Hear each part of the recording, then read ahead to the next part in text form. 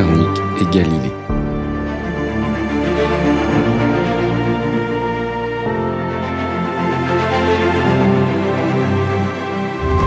Bonjour à tous. Imaginez un monde où la Terre est au centre de l'univers, immobile, et qu'autour d'elle tournent les planètes, le Soleil et les étoiles. Un monde où cette certitude est enseignée depuis des siècles, acceptée par les savants comme par l'Église. Et maintenant, imaginez que quelqu'un vienne briser cette vision, affirmant que tout est faux, que la Terre n'est pas au centre du monde, qu'elle n'est qu'une planète parmi d'autres flottant dans un espace infini. Une révolution copernicienne, au sens propre, qui va naître et s'imposer grâce aux travaux de deux hommes, Nicolas Copernic et Galilée. L'un théorise, l'autre démontre. Ensemble, ils vont faire basculer cette vision du monde millénaire et ouvrir la voie à la science moderne. Qui étaient ces deux génies qui ont osé défier les certitudes de leur temps ? Je vous propose aujourd'hui un voyage dans le temps et dans l'espace en compagnie d'Emma Hollen du podcast Science Infuse. Un voyage à la rencontre de deux grands esprits qui ont su bouleverser complètement notre vision du monde. Partons donc dans un univers bien différent du nôtre. Avant Copernic, l'explication dominante de l'univers repose sur une idée héritée d'Aristote, qui était réputé pour être meilleur philosophe que physicien. Selon lui, et d'autres en son temps, la Terre est le centre du cosmos.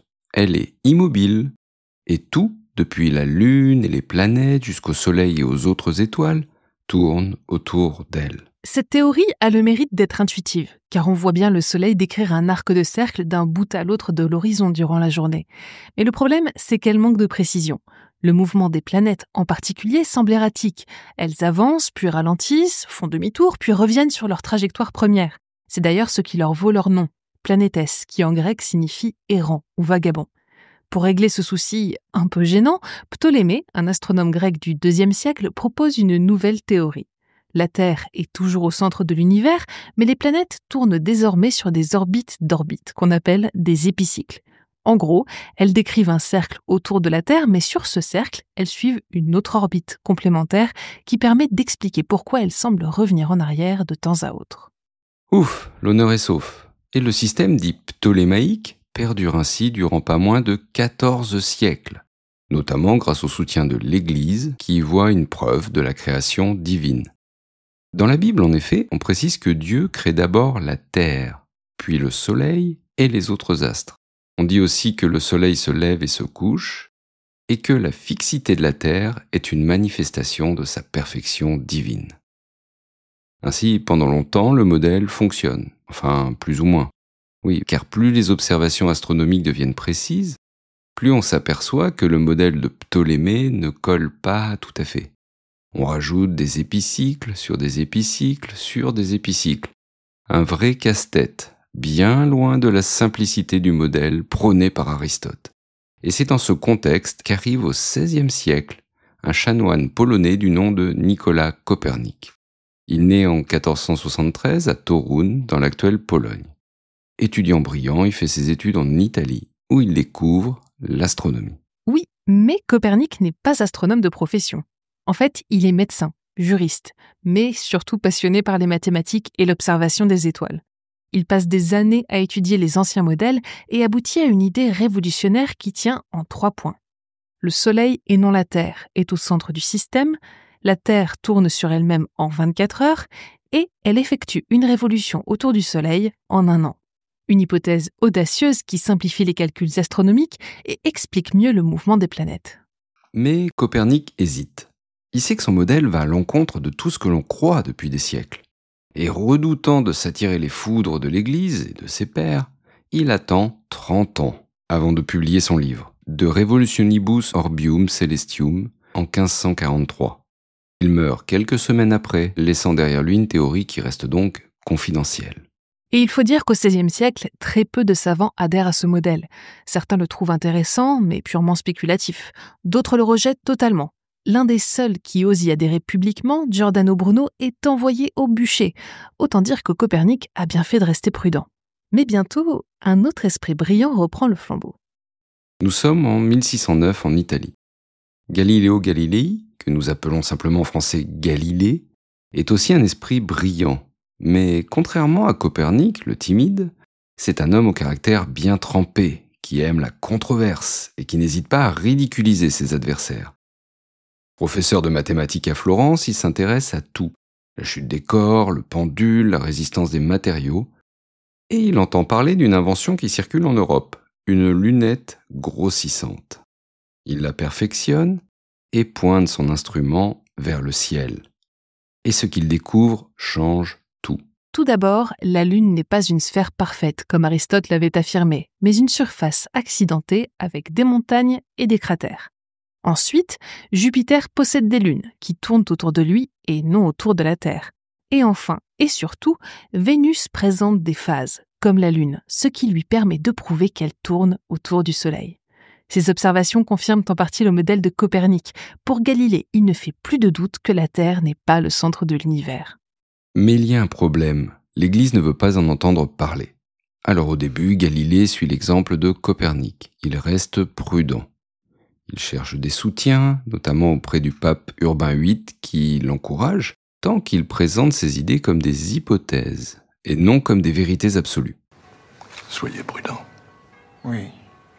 Pour vous parler franchement, j'ai du mal à admettre que la physique ne corresponde pas à la réalité, ou qu'il y ait deux vérités, l'une pour la science, l'autre pour la croyance.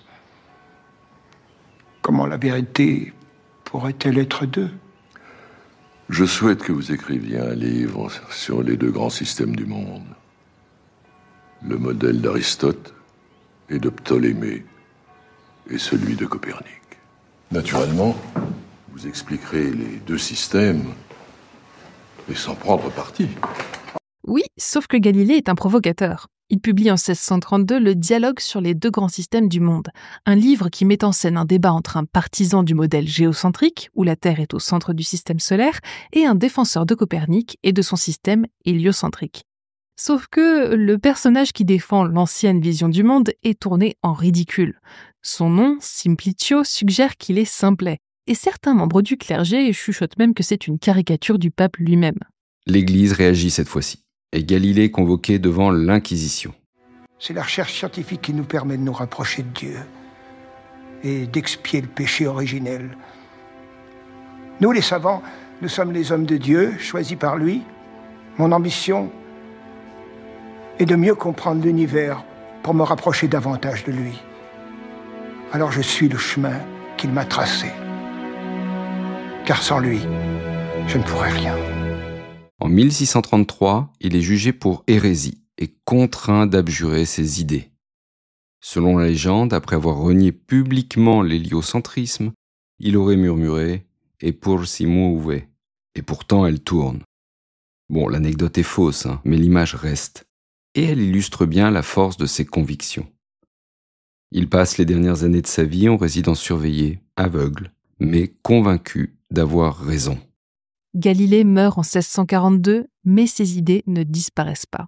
Quelques décennies plus tard, un autre génie, Isaac Newton, démontre grâce aux lois de la gravitation pourquoi la Terre tourne autour du Soleil. En 1757, l'Église finit par lever l'interdiction des livres coperniciens.